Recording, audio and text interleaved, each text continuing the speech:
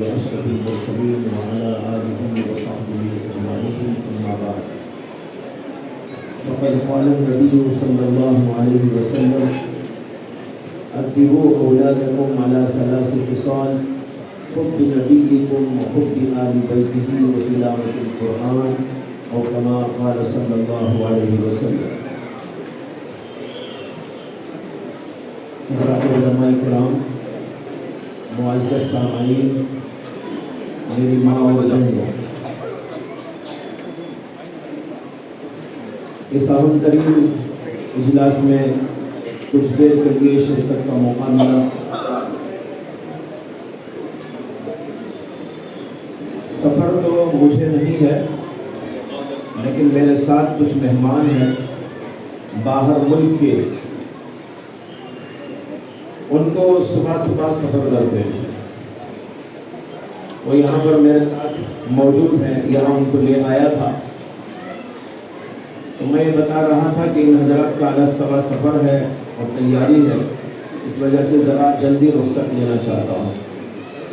تو بہرحال کچھ دیر کے لیے اللہ نے شرکت کا موقع عطا فرمایا اور بچیوں کا اور بچوں کا پروگرام دیکھنے کو اور سننے کو ملا،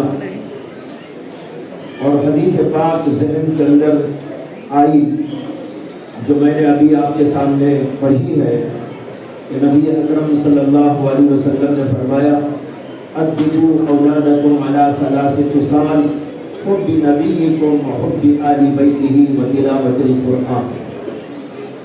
اپنی اولاد کو 3 باتوں کی تربیت کرو، 3 باتوں پر ان کو اچھی طرح سنوارو اور بناؤ۔ پہلی بات، تمہارے نبی کی محبت ان کے دلوں کے اندر ڈال دو۔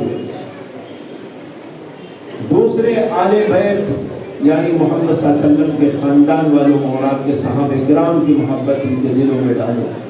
اور تیسرے، قرآن پاک کی تلاوت، قرآن پاک کی تلاوت اور اس کے ساتھ نبی اکرم صلی اللہ علیہ وسلم اور حضرات صحابہ کرام کی محبت اور عظمت، جلالت، یہ مسلمان کے ہر بچے کے دل کے اندر، دماغ کے اندر اتری ہوئی ہونا ضروری ہے۔ یہ سیرت کو کس پس منظر میں رکھا گیا وہ تو مجھے نہیں معلوم ہے، لیکن اندازہ یہ ہوتا ہے کہ آج کل کا ماحول اور حالات بتا رہے ہیں کہ بچوں کے دلوں اور دماغوں کے اندر نبی اکرم صلی اللہ علیہ وسلم کی سیرت اور اس کے مختلف گوشوں کو اجاگر کرنا ضروری ہے۔ بہت سارے لوگ دنیا کی مختلف چیزوں کو پڑھتے ہیں، مختلف شخصیات کو پڑھتے ہیں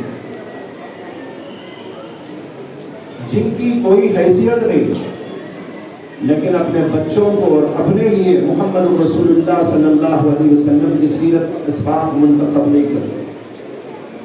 حالانکہ ہر مومن کے لیے ضروری ہے کہ وہ نبی اکرم صلی اللہ علیہ وسلم کو جانے۔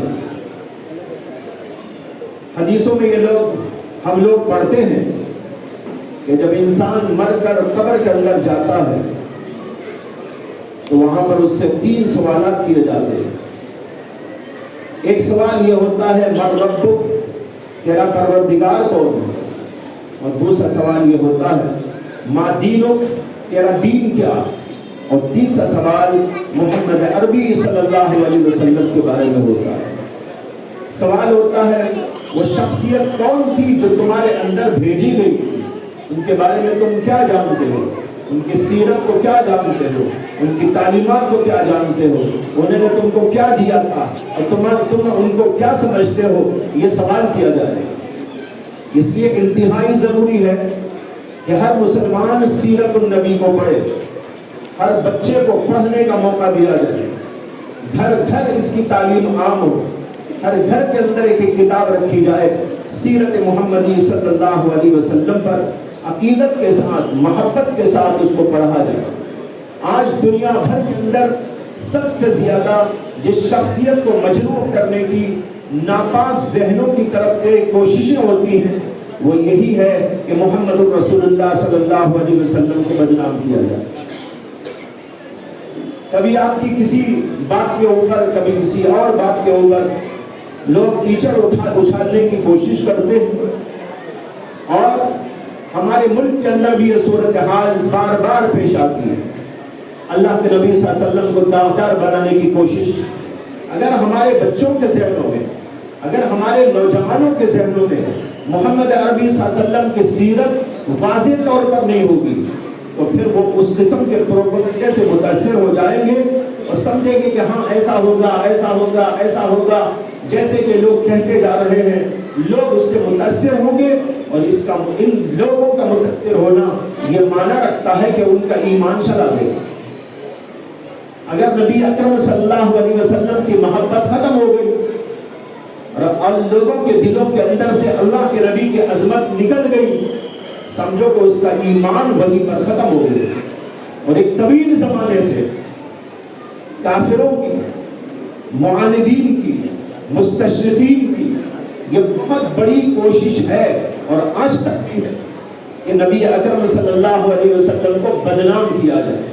اس لیے انہوں نے کتابیں لکھی، نام اس کا سیرت رکھا، نام اس کا جو ہے محمد صلی اللہ علیہ وسلم کی سیرت، محمد صلی اللہ علیہ وسلم کے حالات، محمد صلی اللہ علیہ وسلم کی حیات، محمد صلی اللہ علیہ وسلم کی زندگی، ایسے کہ ناموں کے ساتھ کتابیں انہوں نے شائع کی، اور اس کے اندر جگہ جگہ اللہ کے نبی علیہ السلام کی سیرت کو مجروح کرنے کی کوشش کی۔ یہ کتابیں پھیلتی ہیں، نوجوان لوگ پڑھتے ہیں، اسکولوں اور کالجوں میں پڑھنے والے لوگ اس قسم کی کتابوں کا مطالعہ کرتے ہیں، اور جب ان کتابوں کو پڑھتے ہیں اور اس کے اندر اس قسم کی باتیں پڑھتے ہیں تو ان کا ذہن مسموم ہو جاتا ہے، یہاں تک کہ بعض اوقات وہ اپنا ایمان بھی کھو جاتے ہیں۔ میں آپ کو ایک چھوٹا سا واقعہ ہمارے ایک بزرگ حضرت مولانا عبد الماجد دریابادی رحمۃ اللہ علیہ کا سنا کر اپنی بات ختم کرتا ہوں۔ عبد الماجد دریابادی بہت بڑے عالم، فاضل اور انگریزی تعلیم یافتہ، کالج کے پروردہ، اور جو ہے بہت سارے علوم و فنون کے ماہر، خصوصاً فلسفہ اور منطق کے سلسلے میں ان کو بڑا ذوق تھا۔ ان کے اوپر ایک سخت ترین حاجت پیش آئی، انہوں نے اپنی کتاب آپ بیتی کے اندر بہت تفصیل کے ساتھ میں اس کو لکھا۔ حالت یہ پیش آئی کہ انہوں نے لکھا ہے کہ کتابیں کی تھی منطق کی، فلسفے کی، تو کہیں بھی کوئی کتاب مل جاتی تو سب سے پہلے اس کو خریدتا تھا اور پڑھتا تھا۔ اسی قسم کی کوئی ایک کتاب شائع ہوئی، سامنے آئی، وہ کہتے ہیں کہ میں نے اس کو لیا اور اس کو پڑھا، اس کا موضوع اخلاق کے عنوان پر کتاب تھی، اور اس کے اندر کہیں بھی اسلام سے کوئی تعرض نہیں تھا، اسلام کے بارے میں ایک بات بھی اس کے اندر بیان نہیں کی گئی۔ کہتے ہیں کہ پڑھتے پوری کتاب پڑھ گیا، یہاں تک کہ جب آخری صفحے پر پہنچا تو وہاں پر صرف ایک بات تھی، وہ یہ کہ ایک تصویر تھی، اور تصویر ایک عجیب و غریب انداز کی تھی، ایسی جیسے کہ کوئی خونخوار انسان ہو۔ عربی لباس تھا، اور عربی لباس میں ملبوس ایک آدمی، اور اس کے ہاتھ میں تلوار، اور ایسا چہرے کا انداز کہ دیکھنے والا سمجھے کہ کوئی خونخوار انسان ہے۔ کہتے ہیں کہ میں نے تصویر کو دیکھا اور سوچنے لگا یہ کون خونخوار انسان ہے۔ کہتے ہیں کہ نیچے دیکھا تو اس کے اندر لکھا ہوا تھا پیغمبر اسلام، آگے پیچھے کچھ نہیں، صرف اتنا ہی لکھا ہوا تھا، یعنی محمد صلی اللہ علیہ وسلم، یعنی تصویر جو ہے وہ محمد صلی اللہ علیہ وسلم کی تصویر ہے۔ حالانکہ ہر آدمی جانتا ہے، یہاں بیٹھے ہوئے سبھی لوگ جانتے ہیں، بلکہ کافر بھی جانتے ہیں کہ دنیا میں محمد صلی اللہ علیہ وسلم کی کوئی تصویر موجود نہیں، جو بھی تصویر ہے وہ جھوٹی تصویر ہے۔ لیکن مولانا عبد الماجد دریابادی اتنے بڑے پڑھے لکھے، منطقی، فلسفی اور دنیا کے علوم و فنون کے ماہر، کالج کے پروردہ، لیکن اس کے باوجود کہتے ہیں کہ میں نے اس تصویر کو دیکھا اور نیچے یہ پڑھ لیا کہ محمد صلی اللہ علیہ وسلم کی تصویر ہے۔ کہتے ہیں اتنا پڑھتے ہی میرے ذہن میں آیا ایسے آدمی پر کیا ایمان رکھنا، یہ خونخوار آدمی، یہ محمد صلی اللہ علیہ وسلم، یہ خونخوار، ان کے ہم امتی۔ کہتے ہیں کہ اسی وقت میں نے اسلام کو چھوڑ دیا اور ملحد بن گئے۔ کئی سالوں تک الحاد کا دور ان کے اوپر قائم رہا، پھر یہ ہمارے بزرگوں کا طفیل تھا، ان کی دعاؤں کا صدقہ تھا، اور بعض بزرگوں کی توجہات کا صدقہ تھا کہ اللہ تعالیٰ نے پھر ان کو حضرت مولانا شیخ الاسلام حسین احمد مدنی اور پھر ان کے توسط سے حضرت مولانا اشرف علی صاحب تھانوی رحمۃ اللہ علیہ، ان بزرگوں کی صحبت اور معیت کو اللہ تعالیٰ نے ان کے لیے مقدر فرمایا، اور ان کی صحبتوں کے طفیل میں پھر اللہ نے ان کو ایمان عطا کیا۔ ایک چھوٹے سے واقعے سے بتانا چاہتا ہوں، یہ لوگ دن رات اس بات کی کوشش میں ہیں کہ محمد صلی اللہ علیہ وسلم کو بدنام کرو، ان کی صورت کو بدنام کرو، ان کی سیرت کو بدنام کرو، ان کی تعلیم کو بدنام کرو، ان کی تحقیقات کو بدنام کرو، ان کی ہر چیز کو بدنام کرو۔ اس کے لیے لگے ہوئے ہیں۔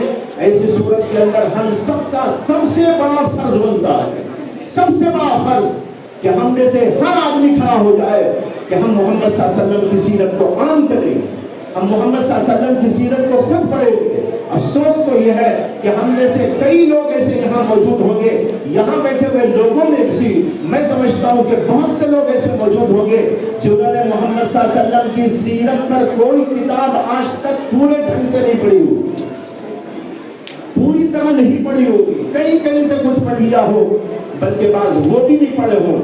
آج یہ حال ہے ہمارا بھائیوں، بڑی ضرورت ہے اللہ کے نبی علیہ السلام کی سیرت کو پڑھا جائے اور اس کو شائع کیا جائے، لوگوں کے سامنے اس کو اجاگر کیا جائے، گھر گھر اس کو پہنچایا جائے، یہ ہم سب کا فرض بنتا ہے۔ بہرحال یہ کوئز، سیرت کوئز کا جو پروگرام ہے، ان حالات کے اندر انتہائی اہم، انتہائی ضروری، اور پھر ان بچوں نے جس طرح تیاری کی اور ان کو سوالات دیے گئے، جوابات ان کو سکھائے اور سمجھائے گئے، دلوں میں ان کے اتارے گئے اور بٹھائے گئے، اور پھر اس کے بعد ان کو یہاں پر لا کے کھڑا کر کے ہمارے سامنے پیش کیا گیا۔ ماشاءاللہ ان بچوں نے کس قدر ہمت کے ساتھ اور جو ہے پورے وصول کے ساتھ، پورے کانفیڈنس کے ساتھ ہمارے سامنے بات کی اور سوالات کیے جا رہے تھے تو بالکل ڈنکے کی چوٹ جواب دیتے چلے جا رہے تھے۔ یہ دیکھ کر دل کے اندر انتہائی مسرت اور خوشی محسوس ہوئی۔ یہ جناب ہمارے مولانا ظہیر احمد صاحب، انہوں نے اور ان کے ساتھیوں نے اور ان کے متعلقین نے مل کر یہ پروگرام کیا ہے، اور میں سمجھتا ہوں کہ بہت ہی اہم اقدام انہوں نے کیا ہے۔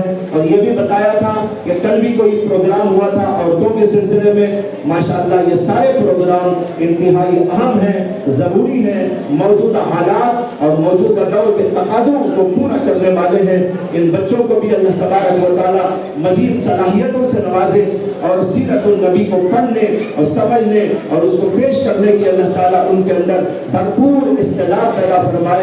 اور جن لوگوں نے اس سلسلے میں کام کیا ہے اور کرنے کی کوشش کر رہے ہیں، اللہ تبارک و تعالیٰ ان کی خدمات کو شرف قبولیت عطا فرمائے۔ وآخر دعوانا ان الحمدللہ رب العالمین۔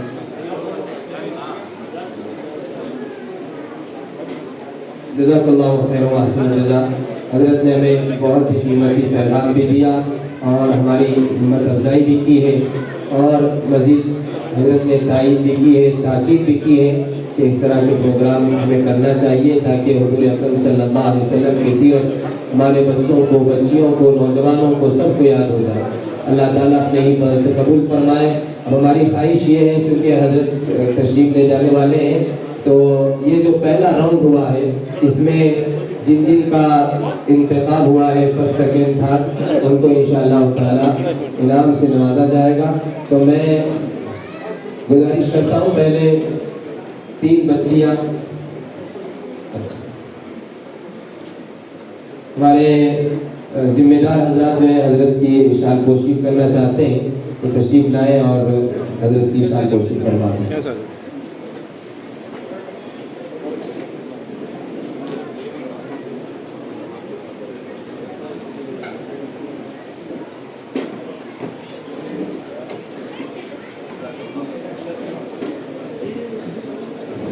جزاک اللہ خیر و احسن الجزا۔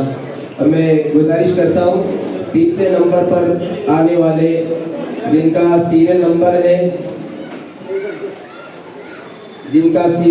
ہے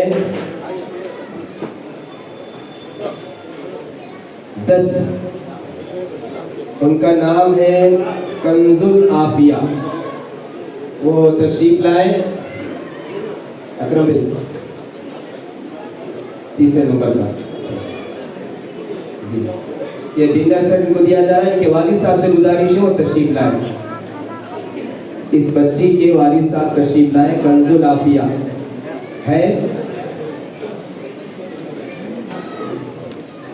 माशाल्लाह माशाल्लाह। हज़रत मौलाना अबू बकर सिद्दीक साहब दाम बरकातहू। इस बच्ची को तीसरा इनाम दिया जा रहा है, डिनर सेट दिया जा रहा है माशाल्लाह। अब इसके बाद दूसरा जो इनाम हासिल किए हैं उनका नाम है फातिमतुज़ ज़हरा।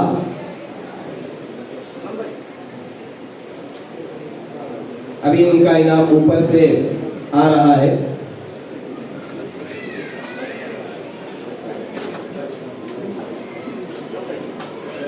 अल्हम्दुलिल्लाह इस सीरत क्विज़ कंपटीशन से हमने ये महसूस किया है कि महल्ले के अंदर बहुत सारी लड़कियों ने, औरतों ने इसमें हिस्सा लिया और उन सब ने भी बड़ी मेहनत की और सबको जितने सवालात और जवाबात दिए गए थे वो सब उनको याद हो गए थे अल्हम्दुलिल्लाह।